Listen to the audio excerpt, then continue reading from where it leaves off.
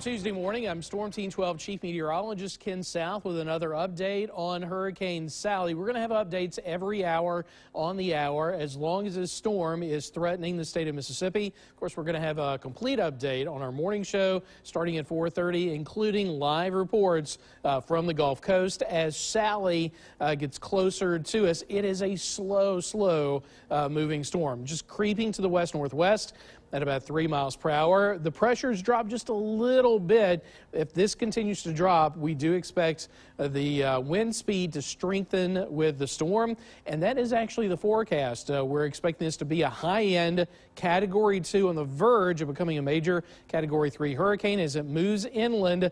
But even though it is so close, still going to take about another, let's say, 18 to 24 hours to actually cross the coastline. So where is that going to happen? Well, it's going to happen somewhere in this cone, which has just been updated just a little bit. You see it right there, mostly Harrison, Jackson counties of Mississippi, and right around Mobile Bay. So it continues to shift to the east, which is good news for us. We want that to continue. The farther to the east it goes, the less of an impact that we're going to have over the state of Mississippi. And in fact, this is going to head eastward through Alabama and Georgia right through the end of this upcoming week. So we're going to downgrade the threat of flooding because it is shifting to the east. We're still going to see a lot of rain along the immediate coastline, but farther inland, I think we're going to see less of an amount of rain. Coastal surge, though, still going to be a high threat of a significant surge along our entire Mississippi coastline as far as tropical storm force winds and tornadoes. That's mainly going to be a threat farther to the south of us and east of the center of circulation. Right now, we're really not seeing much of anything except the cloud canopy associated with the storm in central Mississippi. And here's a look at that storm. It's about 100 miles or so to the south-southeast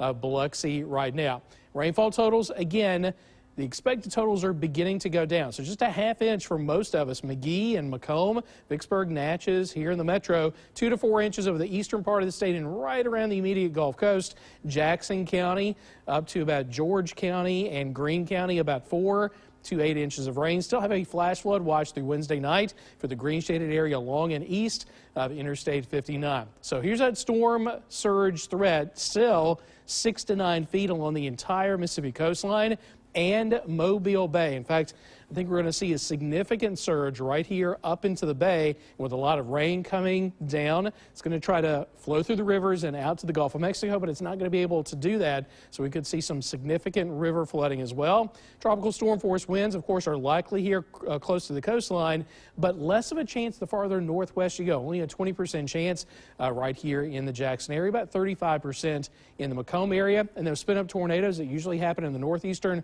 quadrant of the storm, that's going to be along the coastline for tonight, then shifting a little bit farther inland on Tuesday and only clipping a little part right here, the Pine Belt. So really minimal threats of that severe weather. So here's a look at our storm.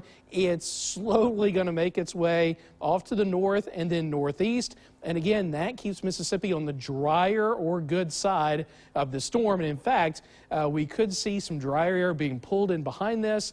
And actually, our weather will be significantly improving once this passes by, and we're going to see really nice weather going into the upcoming weekend.